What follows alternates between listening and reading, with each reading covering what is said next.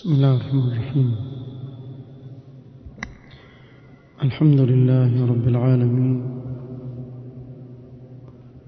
والصلاة والسلام على رسوله الأمين محمد وآله وصحبه أجمعين، أما بعد. ikiwa ni usiku wa tarehe 27 mwezi wa Dhulqaada mwaka wa 1445 katika darsa ya risala al-usul al-thalatha للإمام المجدد محمد بن عبد الوهاب رحمه الله تعالى بشرح فضيلة الشيخ العلامة محمد بن صالح العثيمين رحمه الله تعالى. tulimalizia katika vikao vilivyopita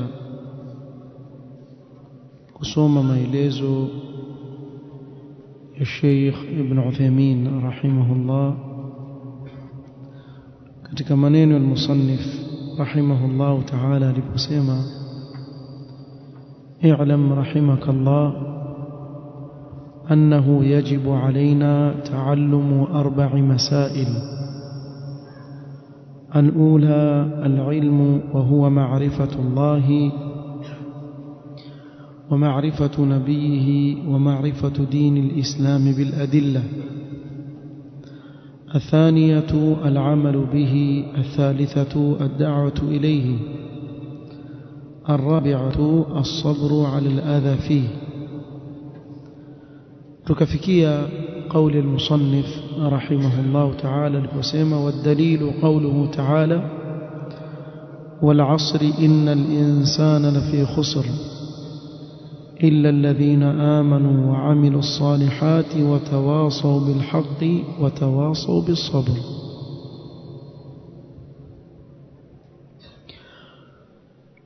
والعصر إن الإنسان لفي خسر. قبل ya kuingia kuieleza hii sura kwa maelezo aliyoeleza Sheikh Ibn Uthaymeen, قال رحمه الله: قوله والدليل أي على هذه المراتب 4. دليلي يا مرتبة هذه 4 za da'wa. قوله تعالى من قولياك الله سبحانه وتعالى: والعصر، نأبا وزاما.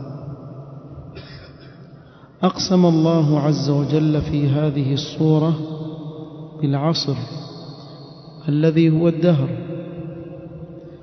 الله سبحانه وتعالى katika hii sura ameapa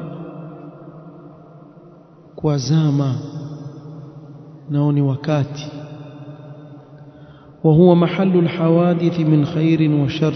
na wakati ndio sehemu ya matukio, ndipo panapofanyika matukio ya khairi na matukio ya shari ndani ya zama.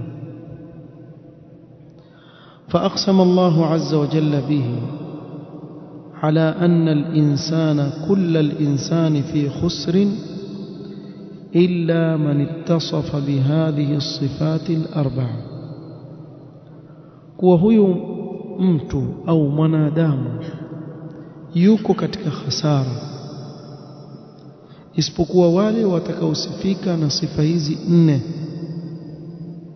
al-iman, sifa ya iman; wal-amal as-salih, na matendo mema; والتواصي بالحق، وكوسيانا katika kushikamana na haki; والتواصي بالصبر، وكوسيانا katika kuwa na subra juu ya hilo. قال ابن القيم رحمه الله: جهاد النفس 4 مراتب. ابن القيم رحمه الله asema jihadi ya nafsi iko katika daraja 4, martaba 4. ihdaha, kwanza أن يجاهدها على تعلم الهدى ودين الحق الذي لا فلاح لها ولا سعادة في معاشها ومعادها إلا به. jambo la kwanza, aijahid nafsi yake, apigane na nafsi yake katika kujifunza uongofu na dini ya haki ambayo hamna kufaulu wala kupata saada na utulivu wa moyo katika maisha yake hapa ya dunia na marejeo yake kesho akhira, isipokuwa kwa ilmu hiyo ya uongofu na dini ya haki. Kwa mwanzo apigana na nafsi yake juu ya kujitafutia ilmu ya kisheria ya kumtambua Allah subhanahu wa ta'ala. athani, pili, أن يجاهدها على العمل به بعد علمه.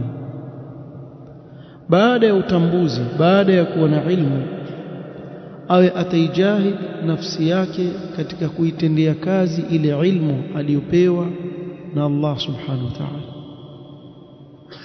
Amepigana nafsi yake, Allah akamwafikisha akapata ilmu, basi kuitendea kazi ile ilmu ni jihadi nyingine. الثالثة، مرتبة 3، أن يجاهدها على الدعوة إليه وتعليمه من لا يعلمه. أو atafanya bidii na juhudi katika kulingania watu katika ile ilmu na amal aliyokuwa nayo, kwa kuifunza kwa yule asiyejua, kufundisha yule asiyekuwa na ilmu akamfikishia naye ilmu, da'wa. الرابعة، مرتبة 4، أن يجاهدها على الصبر على مشاق الدعوة إلى الله وآذى الخلق. أي جاهد نفسيك جوية الصبر جوية لما شك يا دعوة. anapolingania katika njia ya Allah subhanahu wa ta'ala atapata udhia, awe atasubiria juu ya udhia anaoupata kutoka kwa watu, kwa sababu sitarajie kuwa utalingania katika njia ya Allah subhanahu wa ta'ala kisha utaachwa hivi hivi. Utaudhiwa kwa kila namna, utaonjwa kwa kila njia. ويتحمل ذلك كله لله، أو أتتحمل yote haya kwa ajili ya nani? Kwa ajili ya Allah subhanahu wa ta'ala. فإذا استكمل هذه المراتب الأربع صار من الربانيين. ikiwa atakamilisha martaba hizi 4 akastimiza kisawasawa, basi huyu atakuwa katika walezi, wanawavyuoni walezi wanaowalea watu. bila ya martaba hizi 4 kuzikamilisha hawezi kuwa mlezi. فالله عز وجل أقسم في هذه الصورة بالعصر على أن كل إنسان فهو في خيبة وخسر مهما كثر ماله وولده وعظم قدره وشرفه إلا من جمع هذه الأوصاف الأربعة.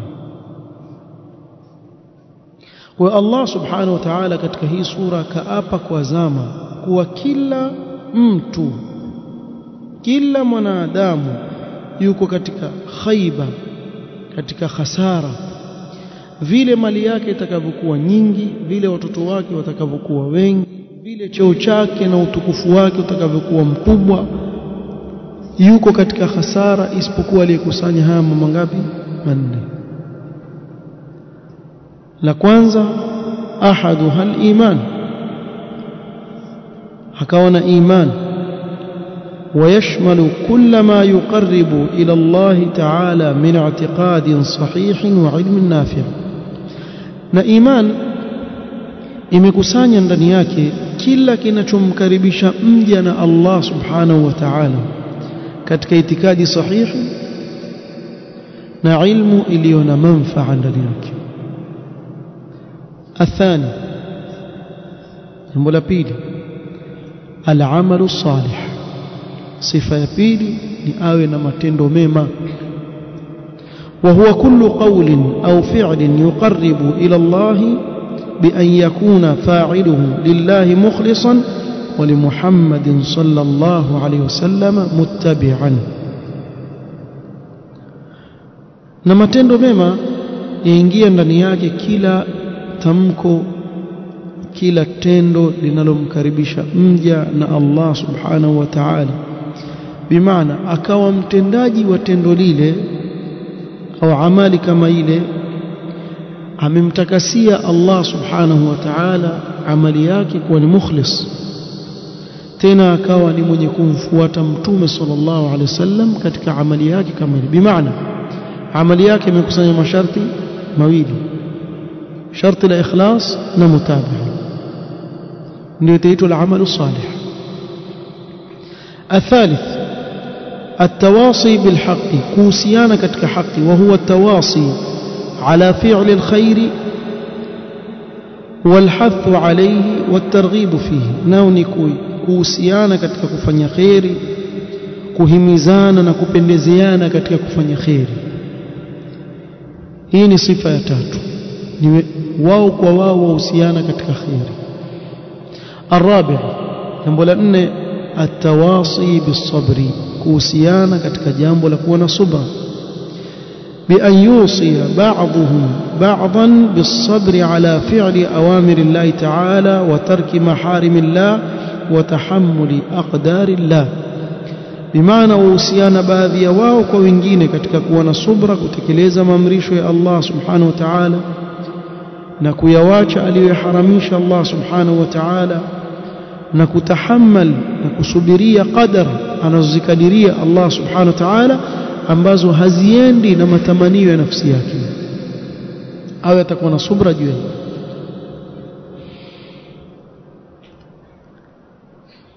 قال رحمه الله تعالى: والتواصي بالحق والتواصي بالصبر يتضمنان الأمر بالمعروف والنهي عن المنكر، اللذين بهما قوام الأمة وصلاحها ونصرها وحصول الشرف والفضيلة لها.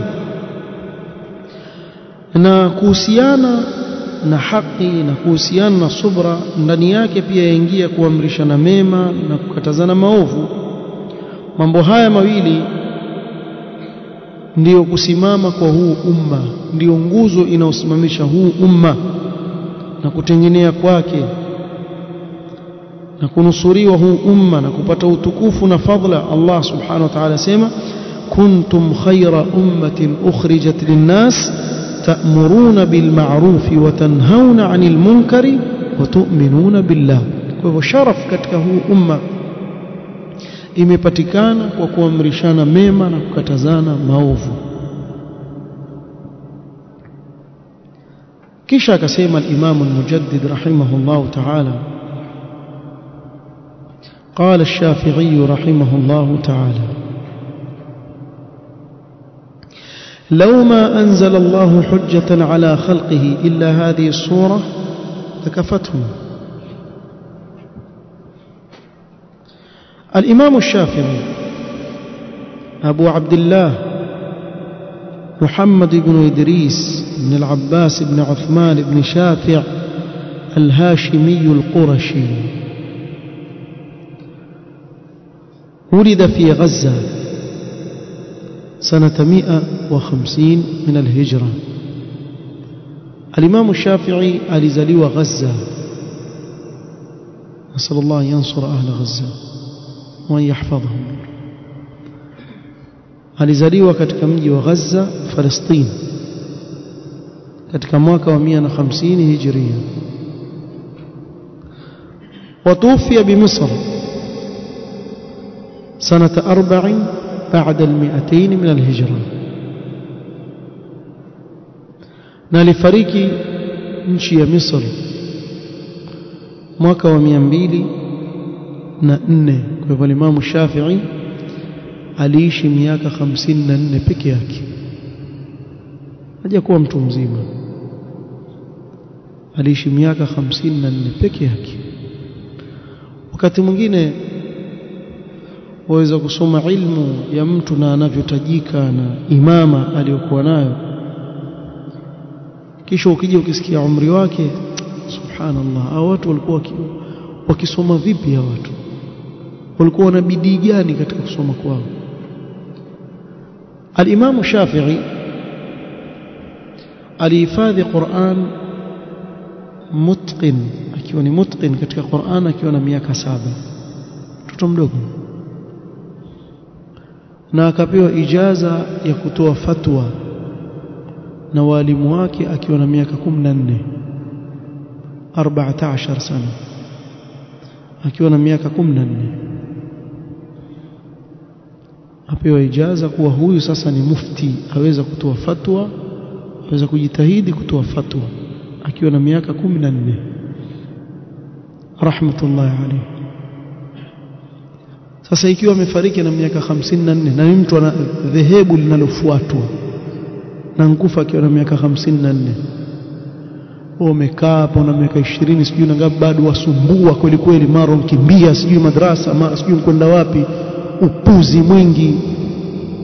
Utakuwa imamu wa mtaani, acha imamu wa dunia. Ukiwa imamu wa mtaani shukuru, sumbua kweli kweli, soma bwana, mimi bana mimi naona wewe nani? Wampita watu na maana hapa, watu na maana yao wampita, mara wasikia sijui afanye hivi, mara sijui yule afanye hivi, mara afanye vile. Kisoma mambo kama ushangaa, subhanallah, tulab alilm ya akhi, wapi na wapi, hapa hapa tu. Kuna wengine mmekaa mnitizama tu, mmetoa jicho tu kama mkula mogoka hivi, yani mwanafunzi unakaa kama teja bwana, huna hata kalamu, huna daftari, wewe uangalie wenzako tu, uangalie angalau basi unaandika faida. Al-Imam Shafi'i amekufa na miaka 54 tu, basi ukaandika pale Imam Shafi'i kwa miaka 54 ankufa. Hawa ambao hawataki kusoma ndio wale ufikiria Imam Shafi'i ni mtu sokoni auza papa. Kweli kuna mzee mmoja ulizwa, Imam Shafi'i, mimi namjua Shafi'i. Shafi'i nani? Hapa si ajabu mtu kuuliza Shafi'i nani, yule tukija photocopy vitabu yule, hauna Shafi'i huyo hapa. Si ajabu kaona huyo, si ajabu, kwani humo sizungumzi haya kama ndhihaka. Kuna watu hamo kabisa, watu wako mashariki wako magharibi. Sasa ukisoma sira za salaf na ukaona ule umri wao mdogo na martaba waliofikia kiilmu, wallahi walikuwa wapotezi muda wao. Ikifika katika muda walikuwa wakiuchunga sana, ndio maana wakafikia martaba haya waliofikia. Msifikirie mkitajiwa hao wanaovioni basi labda waliishi miaka 300, sio miaka 400. Waliishi kama tunavyoishi sisi tu, umri huu tu, miaka 60 70, yalla ankwenda sana miaka 100 atakufa tu, lakini hapo hapo tu, hana miaka 200. Lakini wewe hesabu ile muda walioishi katika huu ulimwengu na intaji ilmi walioitoa katika maisha yao, utajua kuwa wakati ulikuwa ni kitu muhimu sana kwa yule mwanachuoni. Wakati ulikuwa ni kitu muhimu sana, walikuwa hawapotezi wakati kwa ajili ya mambo ya upuzi, la wallah. Na ndio maana Allah subhanahu wa ta'ala akaonyanyua katika martaba makubwa kama haya. Leo tumtaja Imam Shafi'i, mimi naweza kusema amekufa kijana, miaka 54, kijana 54 tu afariki rahimahullah. Huko nyuma amewacha madhhabu mpaka leo yafuatwa akiwa na miaka 54 peke yake, rahmatullahi alayhi. وهو أحد الأئمة الأربعة على الجميع رحمة الله تعالى، يعني mmoja katika wale maimamu wa madhehebu mashuhuri manne, bali yeye ndiye mwalimu wa Imam Ahmad ibn Hanbal rahimahullah. Mpaka Imam Ahmad katika kutaja fadhila ya Imam Shafi'i rahimahullah ta'ala asema ma araftu an-nasikh min al-mansukh illa ba'da an laqitu ash-Shafi'i, sikujua kulikuwa na nasikh na mansukh mpaka nasikujua ni zipi nasikh na mansukh mpaka nilipokutana na Imam Shafi'i rahimahullah ta'ala. Siku moja Imam Ahmad ibn Hanbal alikuwa akimtaja al-Imam Shafi'i akimwombea dua sana katika kikao chake. Mwanawe Abdullah akamwambia, ya abati araka tukthir min dhikri Shafi'i, wakithirisha sana kumtaja Shafi'i. Man huwa Shafi'i? huyo Shafi'i nani? Qala ya bunayya kana ash-Shafi'i kashamsi lid-dunya wal-'afiya lil-abdan. Al-Imam Shafi'i kana kashamsi lid-dunya, umuhimu wake katika ilmu ilikuwa ni kama jua katika huu ulimwengu, wal-'afiya lil-abdan, na kama umuhimu wa afya katika mwili wa mwanadamu. Haya maneno Imam Ahmad rahimahullah ta'ala amzungumza Imam Shafi'i huyu ambaye amekufa akiwa na miaka 54 rahmatullahi ta'ala alayhi. Nimetanguliza kuyataja haya, msione tu wanawavioni wanukuu qala al-Imam Shafi'i, mkona si mtu wa kawaida tu yanukuliwa. Cheo chake katika ilmu ni kikubwa mno rahimahullah ta'ala rahmatan wasi'a. قال الشافعي رحمه الله لو ما أنزل الله حجة على خلقه إلا هذه الصورة لكفتهم. لو كما الله أسنجترمش حجة ووجواك isipokuwa hii surat al-Asri kwa ufupi wake mnavyoiona aya 3 zingeliwatosheleza kuwa ni hujja imesimama kwao. قال الشيخ ابن عثيمين مراده رحمه الله أن هذه الصورة كافية للخلق في الحث على التمسك بدين الله. makusudio yake rahimahullah ni kuwa hii sura yatosheleza kwa viumbe kuwahimiza katika kushikamana na dini ya Allah bil iman wal amal as-salih wad da'wati ilayhi was-sabr ala dhalika, iman na kutenda mema na kulingania katika njia ya Allah na kusubiri juu ya hilo. وليس مراده أن هذه الصورة كافية للخلق في جميع الشريعة، ولا sio makusudio ya Imam Shafi'i kuwa hii sura yatosheleza wanadamu kuwa sheria yote iko katika hii sura, la, hakumaanisha hivyo. وقوله ننن لك الإمام الشافعي لو ما أنزل الله حجة على خلقه إلا هذه الصورة لكفتهم، لأن العاقل البصير إذا سمع هذه الصورة أو قرأها فلا بد أن يسعى إلى تخليص نفسه من الخسران. amesema maneno haya kwa sababu mwenye akili fahamu anapoisikia hii sura au akiisoma hii sura ni lazima atafanya bidii katika kuinasua nafsi yake na kuiokoa nafsi yake kutokamana na hasara. wadhālika biittisafihi bihadhihi as-sifati al-arba'a, na ni kusifika na hizi sifa 4, kujipamba na sifa hizi 4: al-iman wal amal as-salih wat tawasi bil haqqi wat tawasi bis sabr.